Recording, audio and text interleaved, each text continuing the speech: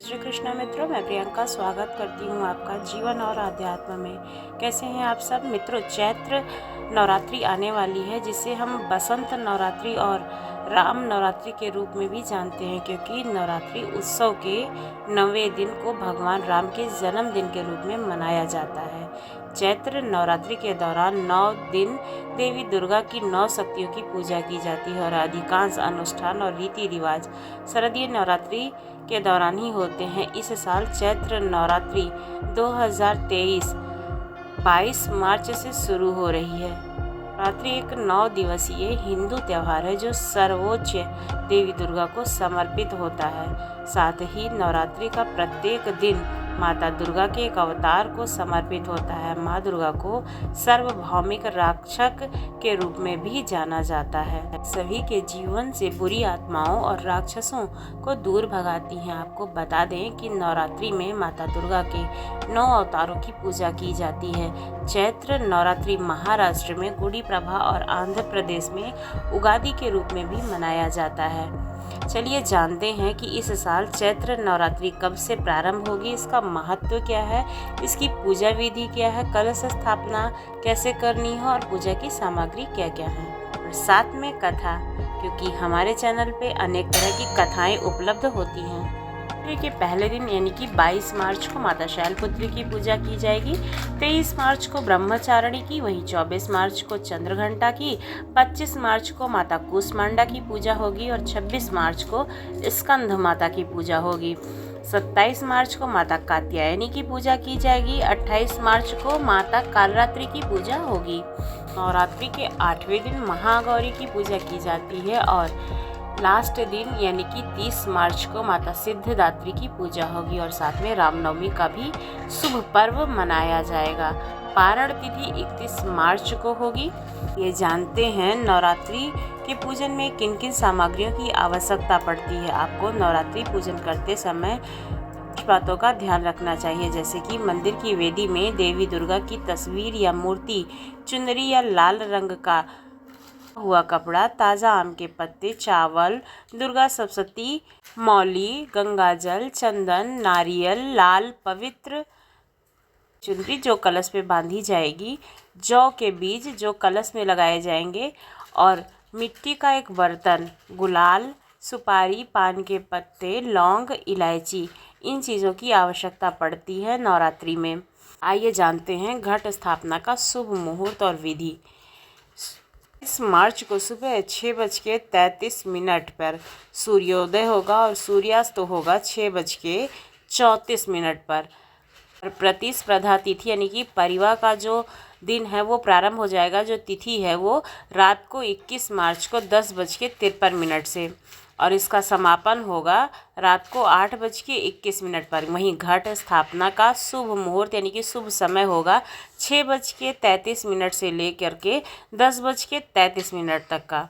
अधिकतर चैत्र नवरात्रि अप्रैल के महीने में शुरू होती है, लेकिन इस बार मार्च में ही शुरू हो जाएगी। लोग अपने घर और कार्यस्थल पर कलश स्थापना करते हैं। नवरात्रि के दिनों में व्रत रहते हैं, उनके लिए तो कलश स्थापना अत्यंत आवश्यक होती है, उनको कलश स्थापना अवश्य करनी चाहिए। लोग कलश स्थापना के लिए, अनुष्ठान के लिए एक पंडित जी को बुलाते हैं और वो कलश स्थापना करा लेते हैं, लेकिन कई बार क्या होता है कि हमें पंडित जी उपलब्ध नहीं हो पाते हैं, जिससे हमें अपने आप ही घर पर कलश की स्थापना करनी पड़ती है। नवरात्रि का पहला दिन ही कलश स्थापित करने का सही समय होता है। इसलिए हमें अपने घर की साफ़ सफाई करनी चाहिए। इसके बाद आपको मूर्तियों की साफ़ सफाई करनी चाहिए।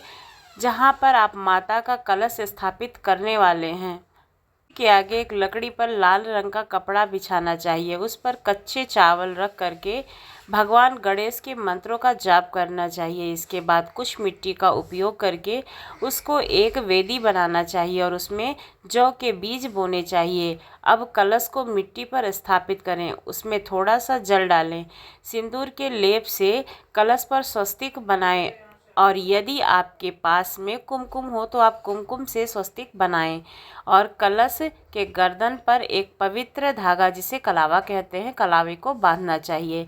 इसके बाद कलश में सुपारी और सिक्का डालना चाहिए और उसमें कुछ आम के पत्ते लगाने चाहिए।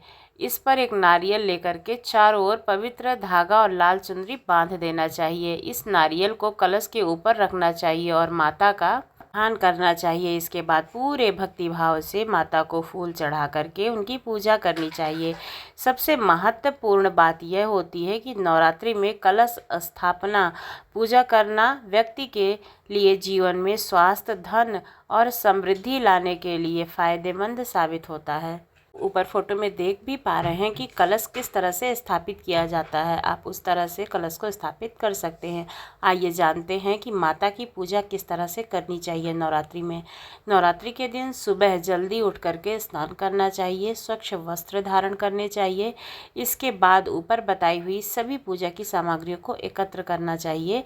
सामग्री एकत्र करने के बाद आप पूजा के लिए एक थाली की व्यवस्था करें। माता दुर्गा की मूर्ति या फिर तस्वीर है तो तस्वीर लाल रंग के कपड़े पर रखें। इसके बाद मिट्टी का बर्तन रखें, उसमें जौ बीज बोएं और नौमी तक प्रतिदिन उसमें थोड़ा थोड़ा सा जल डालें। शुभ मुहूर्त में कलश स्थापना व घट स्थापना करनी चाहिए। कलश को गंगा जल में भर करके मुंह के ऊपर आम के पत्ते रखने चाहिए। इसके बाद कलश को पवित्र लाल धागे या मौली से बांधना चाहिए। उसके ऊपर नारियल को चुनरी बांध करके रखना चाहिए। इसके बाद नारियल को आम के पत्तों के ऊपर रख करके कलश को मिट्टी के बर्तन के पास ऊपर रख देना चाहिए। माता दुर्गा की पूजा करें, उसमें फूल, कपूर, अगरबत्ती, सुगंधित धूप बत्ती और मिठाई शामिल करना चाहिए।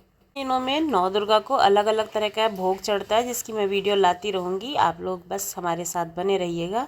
इन 9 दिनों में माता दुर्गा के मंत्रों का जाप करना चाहिए और अपनी मन्नत जो भी आपके दिल में हो उसको मांगना चाहिए, तो आपकी मन्नत जरूर पूरी होती है। 8वें और 9वें दिन यही पूजा करनी चाहिए और 9 कन्याओं को अपने घर पर बुला करके देवी के रूप में प्रतिष्ठित करते हुए उनके चरणों को धो करके उनको आराम से आसन पर बिठाकर उनकी पूजा करके माथे पर तिलक लगाकर स्वादिष्ट भोजन कराना चाहिए। दुर्गा पूजा के अंतिम दिन घट विसर्जन करना चाहिए, अपनी प्रार्थना करनी चाहिए, देवताओं को फूल और चावल चढ़ाना चाहिए, घट को वेदी से हटा देना चाहिए जो आपने घट स्थापना की है। ये सुनते हैं नवरात्रि की कथा। महिषासुर नाम का एक राक्षस हुआ करता था जो भगवान शिव का उपासक था। दानों की शक्ति से प्रभावित होकर के भगवान शिव ने उसे किसी भी मनुष्य या देवता से ना मारे जाने का वरदान दे दिया था। यह वरदान पाकर महिषासुर अहंकारी और अभिमानी हो गया था।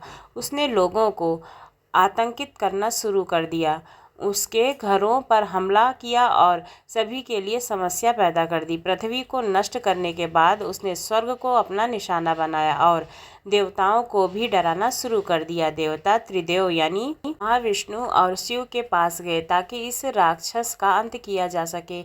इसके बाद माता दुर्गा को इस राक्षस का अंत करने के लिए भेजा गया और माँ दुर्गा ने उस राक्षस को ढूंढ निकाला और उसका वध किया। यह बुराई पर अच्छाई की जीत थी। हमारे द्वारा दी हुई जानकारी कैसी लगी जरूर बताइए और हमारे चैनल को सब्सक्राइब